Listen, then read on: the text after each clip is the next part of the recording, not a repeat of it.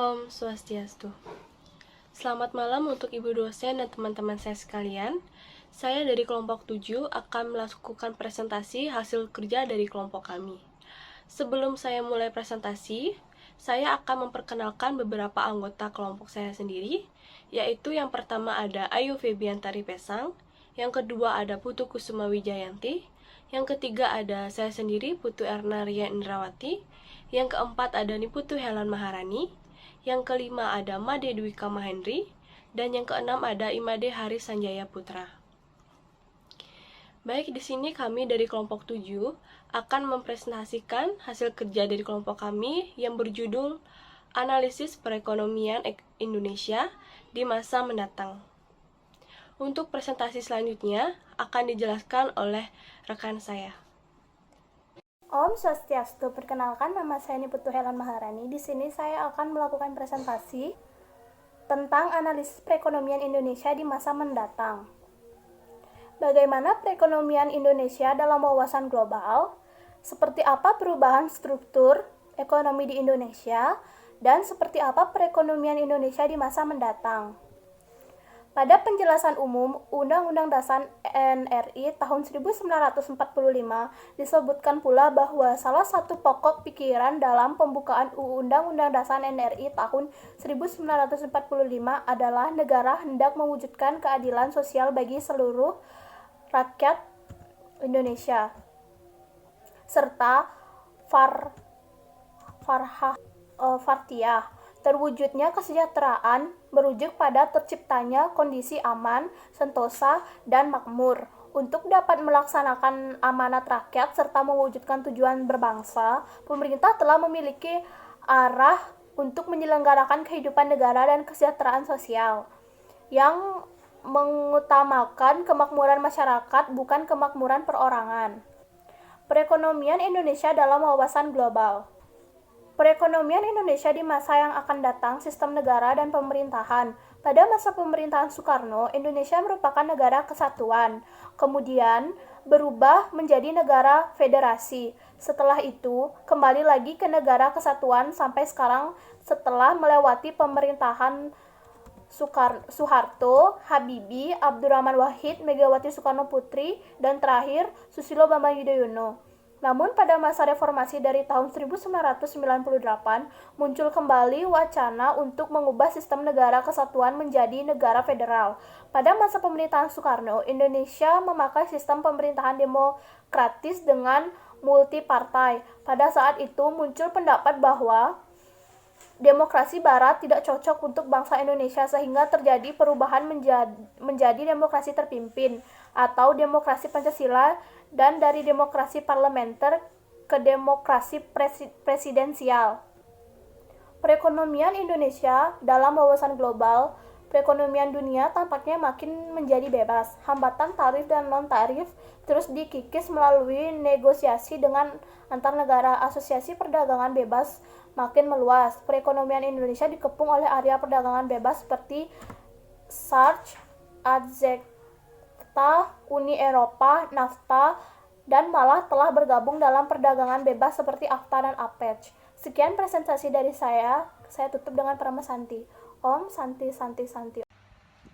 Baik, yang selanjutnya, dalam kancah internasional, Indonesia dikatakan sebagai a nation of police and kuli among nations, atau negara yang terdiri dari kuli dan negara kuli di antara bangsa-bangsa. Pemerintah Soekarno diakhiri dengan demonstrasi mahasiswa dan masyarakat yang antara lain menurut ekonomi yes, politik no. Kemudian pada pemerintahan Soeharto, ekonomi sebagai komando setiap kebijaksanaan pemerintah, ekonomi sebagai komando juga akan menghasilkan pemerintahan dan masyarakat yang korup. Korupsi malah merata di seluruh negeri dan sulit membedakan mana perbuatan yang korup dan mana yang tidak korup. Korupsi sudah dianggap sebagai kebudayaan. Istilah yang dikenal adalah KKN, kolusi, korupsi, dan nepotisme.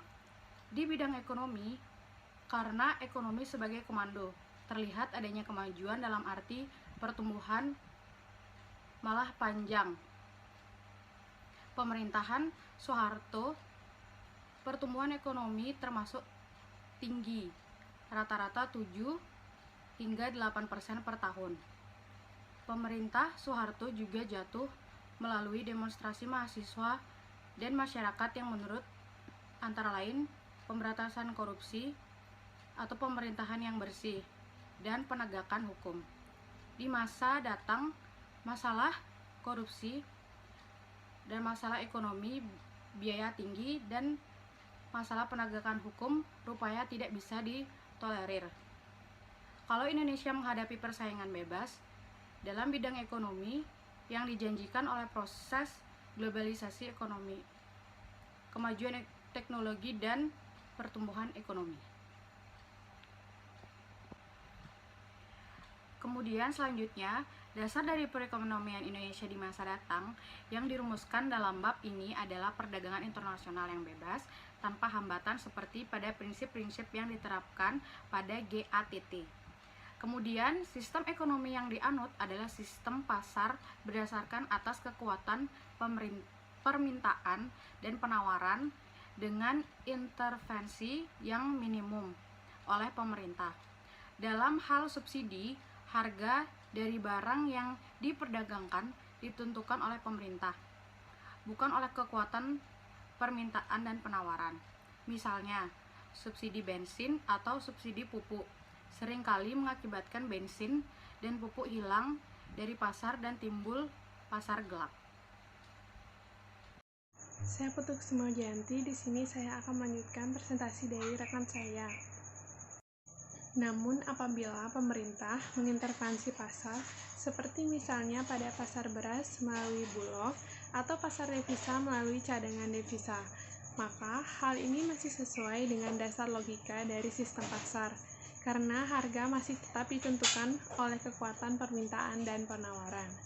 Pemerintah saja masih bisa memberikan subsidi kepada mereka yang betul-betul memerlukannya, asalkan tidak dengan cara menentukan harga.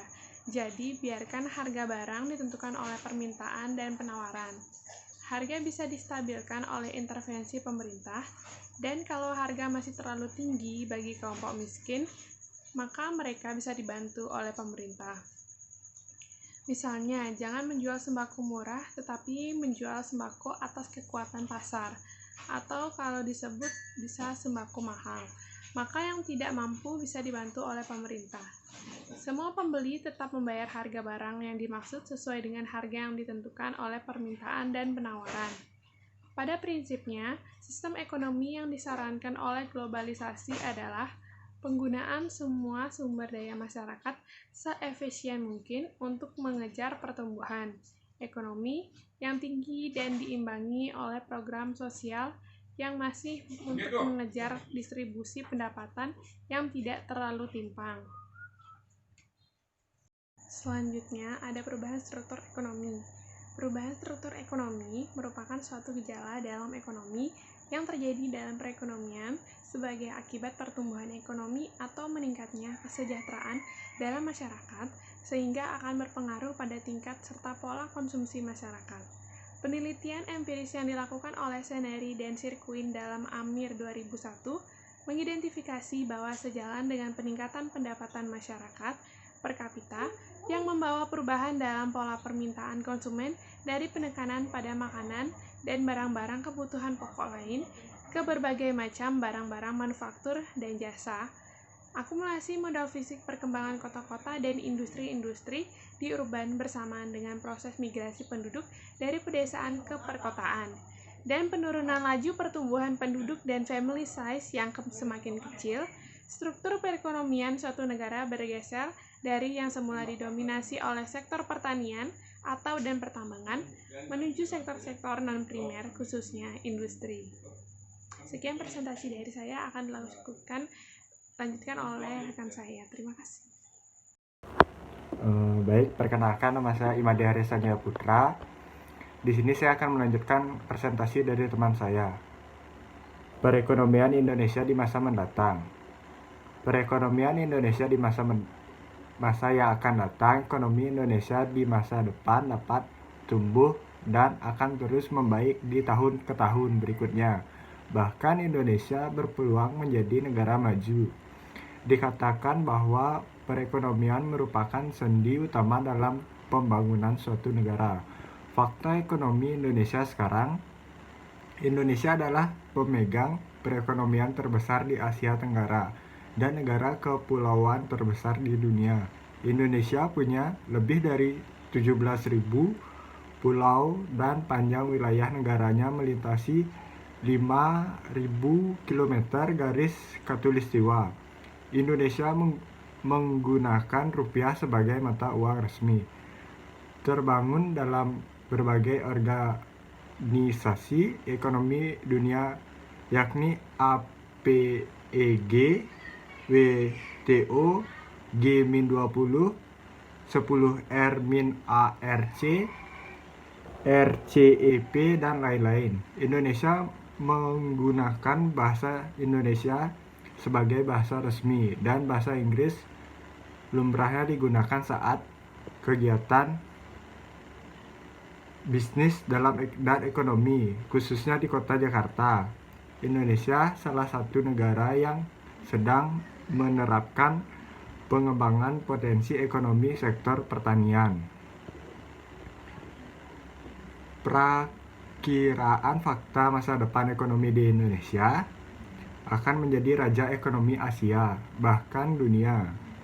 Pada 20 tahun yang akan datang, pada tahun 2030, perekonomian Indonesia akan menjadi yang terbesar nomor 7 di dunia. Pada tahun 2050, perekonomian Indonesia akan menjadi terbesar nomor 4 di dunia. Indonesia akan menikmati surplus angka kerja pada 10 tahun mendatang, di mana pada tahun tersebut akan ada 70% penduduk yang berada pada usia kerja. Pertumbuhan ekonomi Indonesia tertinggi ke-8 di dunia dan akan menjadi kunci pertumbuhan ekonomi seluruh dunia. Sektor pertanian, manufaktur, pariwisata, dan industri menjadi tombak perekonomian Indonesia di masa depan. Medan, Palembang, Bandar Lampung, Makassar, Pontianak, Balikpapan, Jayapura, dan Denpasar diprediksikan akan menjadi kota dengan pertumbuhan ekonomi yang sangat tinggi di Indonesia. 80% GDP akan datang dan urban area pada tahun 2030. Bali dan Jakarta akan menjadi penopang utama industri pariwisata Indonesia. Jika Indonesia mampu mengendalikan kekuatan konsumsi dalam negeri dengan baik, Indonesia diprediksikan akan menjadi ekonomian bagi negara lain, khususnya wilayah regional Asia. Tol laut akan menjadi penopang kegiatan utama ekonomi Indonesia. Baik, sekian presentasi dari saya, akan dilanjutkan oleh teman saya. Om Swastiastu. Perkenalkan, nama saya Maduka Mahendri, nomor absen 34, NIM 19020136444. Baik, di sini saya akan melanjutkan presentasi. Pandemi Corona membuat peta dan struktur perekonomian mengalami perubahan signifikan. Hampir semua sektor dan kategori dunia usaha terdampak. Usaha kecil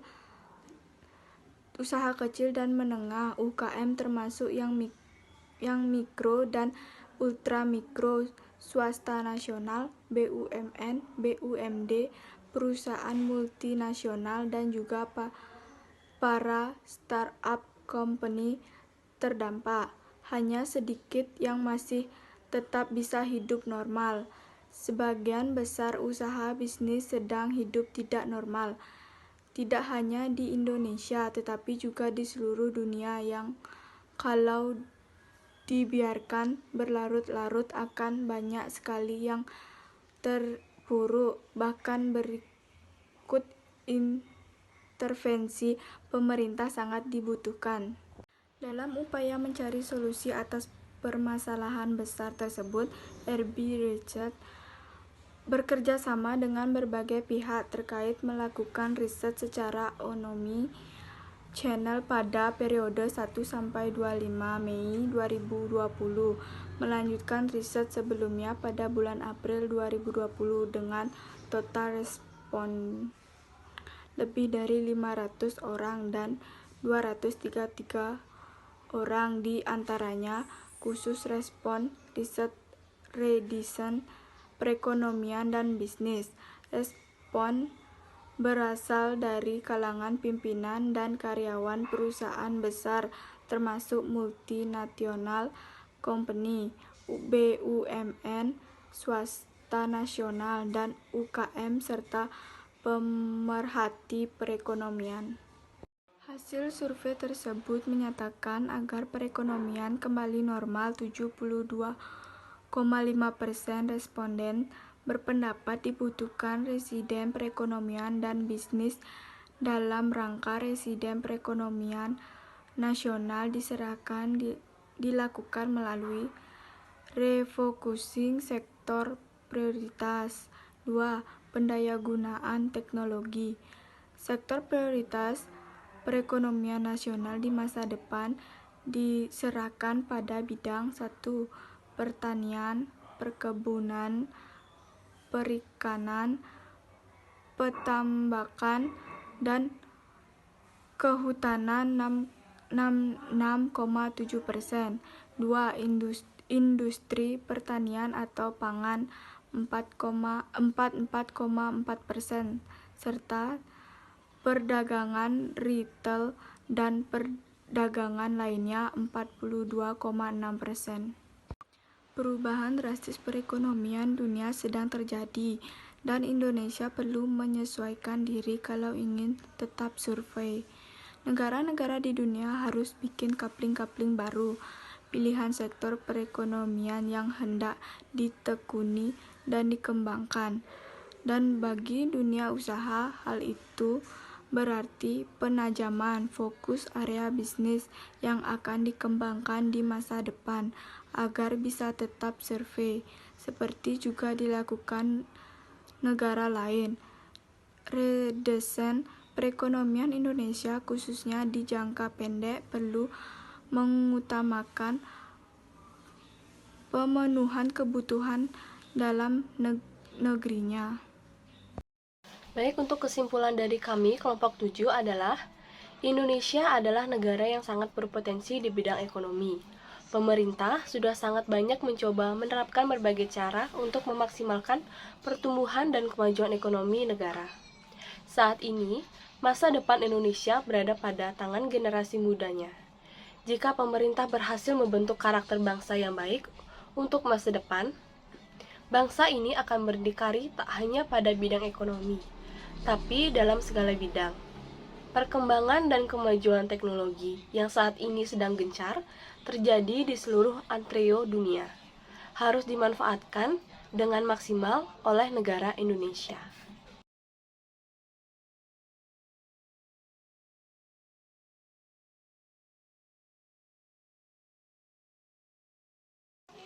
Baik, terima kasih untuk Ibu dosen dan teman-teman saya sekalian atas waktu yang sudah diberikan untuk kami kelompok 7. Saya minta maaf jika ada kesalahan kata yang disengaja ataupun yang tidak disengaja. Presentasi ini saya tutup dengan Parama Santi. Om Santi, Santi, Santi, Om.